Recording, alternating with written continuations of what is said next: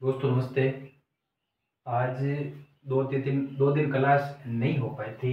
उसके लिए सबसे पहले तो क्षमा करना, क्योंकि बुक का काम का इतना वर्कलोड था कि मैं कुछ पर्सन बना ही नहीं पा रहा था। परंतु मैं आज कोशिश करूँगा ये क्लास वापस कंटिन्यू रखें। और आज का टॉपिक रहेगा गुजर प्रक्रिया। ठीक है। जिन विद्यार्थियों ने पिछली क्लासें देखी है और मुझे लगता है कि राजस्थान इतिहास आपका बेस्ट लगभग हो रहा है। ठीक है। तो गुजर प्रत्यार वंश की आज ये पहली क्लास है और आज भी मैंने 10% इसमें ऐड किए हैं। और मैंने इस टॉपिक को एक आधार रूप में शुरू किया है ना, क्योंकि टॉपिक बड़ा है और टॉपिक में बहुत सारी ऐसी चीज़ें हैं जो हमारे परीक्षा के दृष्टिकोण से उपयोगी हैं। और कुछ चीज़ें मैंने एक्स्ट्रा ऐड की है प्रश्नों में, सारी चीज़ें मैंने समाहित की है। तो आज की विशेष क्लास ये गुजर प्रक्रियाओं के बारे में, इनकी उत्पत्ति और इनकी स्पेशल एक तो उत्पत्ति के प्रश्न बनाए हैं और इनका उल्लेख, उत्पत्ति और उल्लेख के बारे में मैंने दो शैली के प्रश्न मैंने तैयार किए हैं। आप अच्छे से देखना। और इससे पहले आप एक चीज़ समझना, मेरी इस टॉपिक से बारे में मैंने आज एक बात भी मैंने टेलीग्राम पे डाली थी कि हम जब भी गुजर प्रत्यार पढ़ते हैं ना, देखो गुजर प्रत्यार दो रूप में पढ़ते हैं। ठीक है। एक पढ़ते हैं राजस्थान के संदर्भ में, एक पढ़ते हैं भारत के संदर्भ में। ठीक है। आप इसको समझना। राजस्थान का संदर्भ का मतलब हो गया कि मंडोर और भीनमाल। ठीक है। मंडोर और भीनमाल।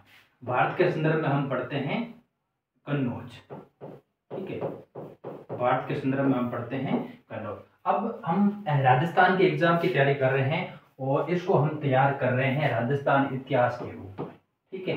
राजस्थान इतिहास रूप में हम इसको टॉपिक को तैयार कर रहे हैं। जब हम भारत के इतिहास में हम पढ़ेंगे पूर्व मध्यकाल, मैं ये टॉपिक अभी डिस्कशन करूंगा पूर्व मध्यकाल। ठीक है। पूर्व मध्यकाल जब पढ़ते हैं ना, तो हम कंप्लीट गुजर प्रत्यार पढ़ना होता है। परंतु जब हम राजस्थान का इतिहास पढ़ते हैं तो मुझे लगता है कि प्रतियोगी परीक्षाओं में सर्वाधिक प्रश्न यहाँ से बनते हैं। चाहे वो बाउक का ले लो, चाहे वो घटियाला अभिलेखों के बारे में ले लो, चाहे नागभट्ट प्रथम के बारे में ले लो। इतनी डीपली प्रश्न यहाँ से नहीं आता है जितना यहाँ से आता है, जितना यहाँ से नहीं आता। यहाँ नागभट्ट द्वितीय के द्वारा, वस्त्रराज के द्वारा, महेंद्रपाल प्रथम, महेंद्रपाल द्वितीय, महेंद्रपाल प्रथम और महिपाल प्रथम के बारे में ये शासक के बारे में जानकारियां हैं। तो ये थोड़ा कम उपयोगी है, इसको हमें अच्छे से तैयार करना, क्योंकि हमारे ये राजस्थान में लगता है और ये हमारे कंपटीशन एग्जाम में सर्वाधिक प्रश्न यहाँ से बनते हैं। ठीक है। तो मैं कोशिश करूंगा कि यहाँ से भी अच्छे से तैयार हो जाए और कन्नौज वाला भी आपको मैं अच्छे से करवा दूं। ठीक है। पहला प्रश्न आप देखना। हर प्रश्न की वैल्यू है और हर प्रश्न उपयोगी है, इतना महत्वपूर्ण मैंने प्रश्नों का संकलन किया है। पहला प्रश्न देखो, किसके अभिलेख के स्रोत में सर्वप्रथम गुर्जर जाति का उल्लेख मिलता है? मैं कहूं कि सर्वप्रथम गुर्जर जाति का उल्लेख करने वाला कौन सा अभिलेख है, तो ये प्रश्न बहुत उपयोगी प्रश्न है। स्टार लगा के अपनी कॉपी में नोट कर लेना कि गुर्जर जाति का उल्लेख करने वाला सर्वप्रथम अभिलेख है पुलकेशिन द्वितीय का ऐहोल अभिलेख। ठीक है। पुलकेशिन द्वितीय का ऐहोल अभिलेख उल्लेख करता है सर्वप्रथम। ठीक है। ये पुलकेशिन द्वितीय था चालुक्य शासक। ठीक है। पुलकेशिन द्वितीय था चालुक्य वंश का शासक था। ठीक है। अब ऑप्शन में देखना, समुद्रगुप्त की प्रयाग प्रशस्ति, मिहिर भोज का ग्वालियर अभिलेख और बाण भट्ट की हस्तचरित। ठीक है ना। प्रश्न क्या पूछ रहा है, आप इस चीज को समझो। ठीक है ना। सर्वप्रथम पूछ रहा है। अगर यहाँ होता ना कि किसके अभिलेख स्रोत में गुर्जर जाति का उल्लेख मिलता है, तो गुर्जर जाति का उल्लेख दोनों में ही मिलता है, तीनों में ही मिलता है। हर्षचरित में भी गुर्जर पर उल्लेख मिलता है। मिहिर भोज ग्वालियर अभिलेख, मिहिर भोज तो गुर्जरों का ही शासक है। ठीक है। और ऐहोल अभिलेख में भी मिलता है। परंतु प्रश्न सर्वप्रथम पूछा है तो आपको इतनी माइनर मिस्टेक आपको समझनी है। आपको ये बेसिक प्रश्न लाइन पढ़ते हैं तो बिल्कुल बेसिक लगता है। जब ऑप्शन आते हैं ना, ऑप्शन ऐसे डाले जाते हैं एग्जाम में कि आपको कंफ्यूजन कर देते हैं। तो ये चीज आप जरूर दिमाग में रखना। ठीक है। इसका उत्तर क्या हो जाएगा? सर्वप्रथम पूछा है तो वो ऐहोल अभिलेख। ठीक है। बेस्ट प्रश्न है, आप अच्छे से इसको याद रखना है ना। परंतु आज सारे प्रश्न ये सबसे बेस्ट है, कुछ भी कोई भी कमी नहीं है आज के प्रश्नों में, और मुझे उम्मीद है कि आपका कंसेप्ट यहाँ क्लियर हो जाएगा, ठीक है ना। गुर्जर प्रत्याहार की उत्पत्ति मत के बारे में कौन सा कथन सही है, कौन सा कथन सही पूछ रहा है, तो मैं प्रश्न ऐसे इसलिए डालता हूँ कि ताकि आपका कंसेप्ट यहाँ क्लियर हो जाए। विदेशी खंजर जाति के संतान कैंपवेल सर्वप्रथम ये मत जारी करता है, सर्वप्रथम मत कहता है कि जो ये गुर्जर प्रतिहार है वो विदेशी खंजर जाति के संतान है, वो कैंपवेल कहता है। विदेशी हूणों की संतान ये स्मिथ कहता है, ये भी कथन सही।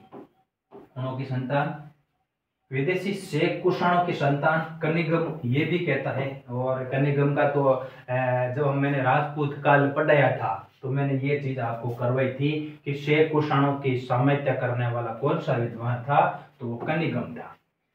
भारतीय क्षेत्रीय और गुर्जर प्रदेश के प्रत्याहार सीवी वेद ये भी सही कथन है। तो चारों ही सही हैं, और परीक्षा में अगर कहीं मिलाने वाला प्रश्न आ जाए ना तो ऐसा प्रश्न बनने की संभावना है। इसलिए विदेशी खंजर जाति की संतान कैंपवेल याद रखना, विदेशी हूणों की संतान स्मिथ याद रखना, शेख कुषाणों की संतान कनिगम याद रखना, और भारतीय क्षेत्रीय गुर्जर प्रदेश के प्रत्याहार सीवी वेद, इतना आप जरूर दिमाग रख लेना। यहाँ से प्रश्न कभी भी किसी भी एग्जाम में प्रश्न बाहर नहीं जाएगा, ठीक है। अगला प्रश्न देखो, ये भी प्रश्न मैंने अच्छा बनाया है, ठीक है। कौन सा अरब यात्री गुर्जर प्रतिहार को अल गुर्जर तथा राजा को बोरा कहकर पुकारता है, ठीक है ना। अब आपको पता होना चाहिए कि गुर्जर प्रतिहार काल में दो विदेशी यात्रियों का सबसे महत्वपूर्ण योगदान है। एक तो है सुलेमान, याद रखना, एक तो है सुलेमान और एक है अल मसूदी, ठीक है, अल मसूदी। आप यहाँ क्लियर कर लेना कि सुलेमान आया था मिहिर भोज के काल में, ठीक है, और अल मसूदी आया था महिपाल प्रथम के काल में, ठीक है। अब इनका अलग अलग मत है, ये अपने अपने अनुसार अलग से अपने शासकों का नाम उल्लेख करता है। और अल गुर्जर तथा राजा को बोरा कहकर पुकारने वाला व्यक्ति कौन था, तो वो अल मसूदी था, याद रखना। अल मसूदी गुर्जर प्रदेश को कहता है अल गुर्जर, और बोरा किसको कहता है, याद रखना, बोरा शब्द इसने प्रयोग किया है मिहिर भोज के लिए।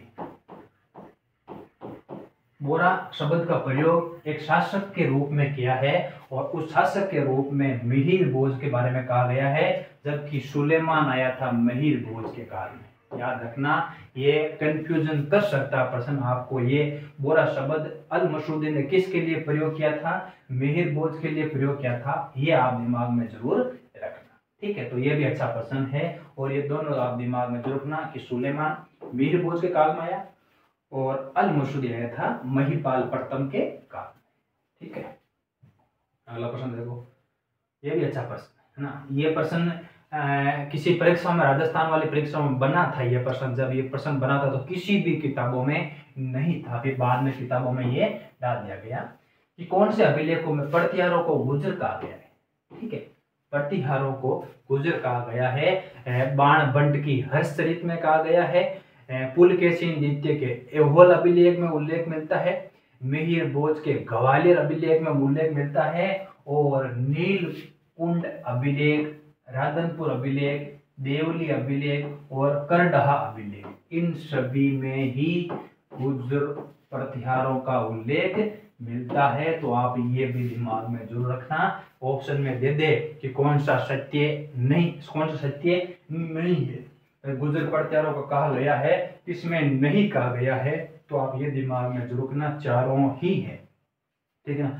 बहुत कम किताबों में ये चीज मिलेगी, नीलकुंड, राधनपुर, देवली और करडहा अभिलेख, ठीक है। ये भी प्रश्न बहुत ही शानदार है ना। अगला प्रश्न देखो, ये उपाधि आपको किसी भी किताब में नहीं मिलेगी, बहुत कम ऑथेंटिक किताबों में ये जानकारी दे रखी है कि वस्त्रराज को एक क्षेत्रीय पुंगव यानी श्रेष्ठ क्षेत्रियों में सिरमौर की उपाधि किस अभिलेख में मिलती है? स्टार लगा के अपनी कॉपी में ये नोट कर लेना।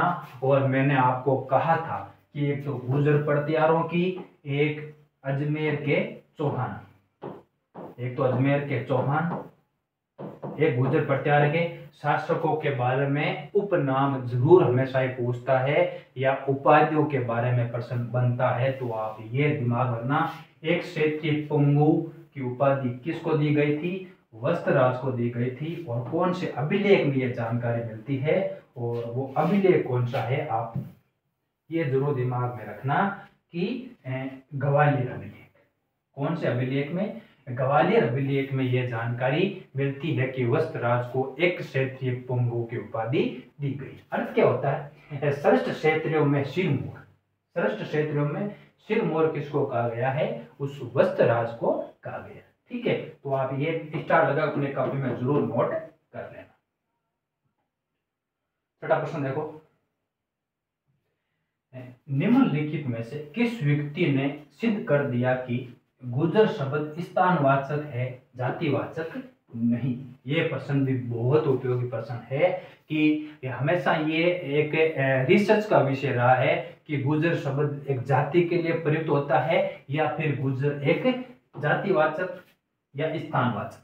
जातिवाचक का मतलब आप समझ गए कि एक जाति के बारे में। ठीक है, स्थानवाचक का मतलब हो गया कि प्रदेश, प्रदेश कह सकते हैं या एक क्षेत्र में जो उत्पत्ति थी। ठीक है, तो स्थानवाचक है, जातिवाचक नहीं है। गुर्जर शब्द गुर्जर प्रतिहार है जो जातिवाचक नहीं है, बल्कि एक स्थान के रहने के कारण एक स्थल को एक संज्ञा दी गई थी, वो दी गई थी गुर्जर। ठीक है, तो ये सिद्ध करने वाला व्यक्ति कौन था? बहुत उपयोगी है, अपनी कॉपी में जरूर नोट करके लिख लेना। के मुंशी के द्वारा, के मुंशी के द्वारा ये सिद्ध किया गया कि गुर्जर, जो गुर्जर वंश है वो स्थानवासी है, ना कि जातिवाचक। ठीक है, ये आपको दिमाग में जरूर रखना है। ये भी प्रश्न एक बार बना था और बना इतना खतरनाक था कि कोई विद्यार्थी हल ही नहीं कर पाया था। इसलिए आप जब भी पढ़ते हो ना, कंसेप्ट बेस्ड पढ़ा करो। और कंसेप्ट बेस्ड जब पढ़ते हो ना, आप किसी भी एग्जाम में कोई दिक्कत नहीं आती। मिहिर भोज के किस अभिलेख में गुर्जर पड़तियार वंश को राम के भाई लक्ष्मण, लक्ष्मण कह सकते हैं, या एक श्रोत्रिय शब्द भी मिलता है? श्रोत्रिय शब्द भी मिलता है। श्रोत्रिय का वैसे इसका अर्थ भी होता है क्षेत्रीय, सीधा सा अर्थ है। राम का वंशज लक्ष्मण, राम का भाई लक्ष्मण, ये भी क्षेत्रीय थे, हम राम क्षेत्रीय को मानते हैं। तो लक्ष्मण के वंशज बताया गया है, वो कौन सा अभिलेख है? वो ग्वालियर अभिलेख। ग्वालियर अभिलेख में गुर्जर प्रतिहार को राम के भाई लक्ष्मण का वंशज बताया गया है। और सीधा एक प्रश्न पूछ लेना, गुर्जर प्रतिहारों को क्षत्रिय के वंशज किस में बताया गया है? तो मिहिर भोज के ग्वालियर अभिलेख में बताया गया। और मिहिर भोज का प्रथम अभिलेख भी कौन सा है? ग्वालियर अभिलेख भी है। ये अच्छे से आपको तैयार रखना है ना। अगला प्रश्न देखो, ये भी अच्छा प्रश्न है ना, देखना। गुर्जर प्रतिहार वंश की उत्पत्ति भारतीय क्षेत्रीय तथा गुर्जर प्रदेश के प्रतिहार के रूप में करने वाले मत में कौन सा युक्ति शामिल नहीं?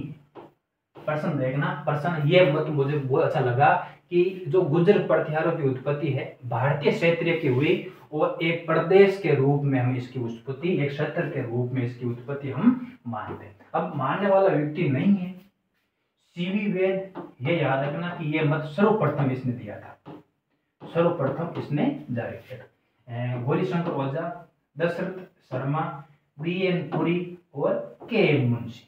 के मुंशी ने ये इस मत के संबंधित ये व्यक्ति नहीं है। के मुंशी ने क्या कहा था? ये स्थानवासी है, जातिवादी, जातिवाचक नहीं। ठीक है, ये अभी मैंने प्रश्न करवाया है कि के मुंशी ने कहा कि गुर्जर प्रतिहार स्थानवाचक शब्द का प्रयोग है, ना कि जातिवाचक। बाकी ये चारों व्यक्ति ही इस मत से संबंधित है कि गुर्जर प्रतिहार की उत्पत्ति भारतीय क्षेत्रीय गुर्जर प्रदेश से हम इसको मानते। तो ये भी अच्छा प्रश्न, ये भी आपको दिमाग में रखना है ना। अब ये प्रश्न देखना, बहुत बार कंफ्यूजन चलता है हमारे कि जो चीनी यात्री है वो किन स्थानों के लिए किस शब्द का प्रयोग करते हैं। तो आपको ये दिमाग में रखना कि चीनी यात्री हवेनसांग गुजर देश का उल्लेख किस नाम से करता है। तो हवेनसांग आता है हर्षवर्धन का। हवेनसांग कब आता है? हर्षवर्धन के काल में भारत भ्रमण करता है 634 ईस्वी के लगभग। ठीक है, अब हवेनसांग लगभग पूरे भारत का भ्रमण, कन्नौज भी गया था और राजस्थान में आया था, बेराट भी आया था। ठीक है, बेरहाट भी आया था, भीनमाल भी गया था, ठीक है, नालंदा भी गया था। तो चीनी यात्री हवेनसांग गुर्जर देश का उल्लेख किस नाम से करता है? ठीक है, अब हवेनसांग क्या करता है, अपनी भाषा में कुछ उनका नाम का प्रयोग करता है। तो यह प्रश्न पूछा है गुर्जर, भाई गुर्जर प्रतिहारों के प्रदेश के लिए इसने किस शब्द का प्रयोग किया? तो वो था कुचेलो। कुचेलो का मतलब क्या हो गया? गुर्जरों का प्रदेश। अब पीलो मिलो, पीलो मिलो भाई साहब ये प्रयोग किया था भीनमाल के लिए। किसके लिए प्रयोग किया था? भीनमाल के। प्रिलियेतेलो ये शब्द प्रयोग किया था बेराट के लिए। तो आपको ये कंफ्यूजन अब दूर हो जाना चाहिए कि कुचेलो, कुचेलो हवेनसांग ने कहा है, कुचेलो गुर्जर प्रदेश को कुचेलो कहा गया है और गुर्जर प्रदेश की राजधानी भीनमाल। राजधानी क्या थी? राजधानी भीनमाल। ठीक है, अब भीनमाल राजधानी बनाने वाला कौन था? वो था नागभट्ट प्रथम। कहते हैं कि चामुंडों को पराजित करके, ये बात हमने परीक्षा में पूछी जा चुकी है कि भीनमाल के चामुंडों को पराजित कर गुर्जर प्रतियों की राजधानी किसने बनाया था?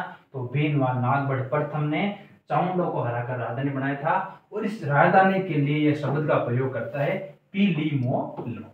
ठीक है, और बेरहाट में जाता है, बेरहाट में वहां बौद्ध मठों का उल्लेख करता है और बेरहाट के लिए वो शब्द प्रयोग करता है पिरिलियेतोलो। ठीक है, तो प्रश्न क्या पूछा है? तो गुर्जर देश का उल्लेख किस शब्द के माध्यम से करता है? तो वो कुचेलो। ठीक है, तो इसका उत्तर क्या हो जाएगा? 1 नंबर इसका उत्तर हो जाएगा। बेस्ट प्रश्न ये दोनों नाम जरूर दिमाग में आप रखना। ठीक है, और अल गुर्जर कौन करता है? अल गुर्जर कौन शब्द प्रयोग करता है? अल मसूदी। अल मसूदी अल गुर्जर शब्द का प्रयोग करता है गुर्जरों के लिए। ठीक है, अब एक छोटा सा और प्रश्न मैंने बनाया है कि हवेनसांग ने गुर्जर प्रतिहार वंश को माना है। हवेनसांग गुर्जर प्रतिहारों के बारे में इतनी जानकारी डिटेल देता है, राजाओं के बारे में बताता है और उनकी क्षेत्रीय होने का प्रमाण देता है। वंश मानता है तो हवेनसांग मानता है क्षेत्रीय। ठीक है, छोटा सा कई प्रश्न अगर अनअप्लाइड प्रश्न बन जाए कि हवेनसांग ने गुर्जर प्रतिहार वंश को माना है, तो गुर्जर प्रतिहार वंश को मानना इसने क्षेत्रीय माना है। ठीक है, क्षेत्रीय माना है और इसका सही, ठीक है, थोड़ा सा मैप में आपको बता देता हूं। मैप आप थोड़ा समझने का प्रयास करना। ये 10% थे, मैंने कंप्लीट इनकी उत्पत्ति और इनका क्षेत्र के बारे में कह सकते हैं, उत्पत्ति के बारे में कह सकते हैं, इनके जो मत थे उनके 10% लगभग बने हैं, कंप्लीट मैंने करवा दिए हैं। और कल के क्लास में हम पढ़ेंगे शासकों के बारे में। ठीक है, शासकों के बारे में। और गुर्जर प्रतिहार कालीन हम एक चीज और पढ़ते हैं कि गुर्जर प्रतिहार कालीन देखो, जैसे ये है, अब ये क्षेत्र ये गुर्जर प्रतिहारों का है, ठीक है ना, समझना आप। ये जो क्षेत्र है ये गुर्जर प्रतिहारों का है। उज्जैन, ग्वालियर, कन्नौज, माउंट आबू ये गुजरात का, ये राजस्थान वाला क्षेत्र।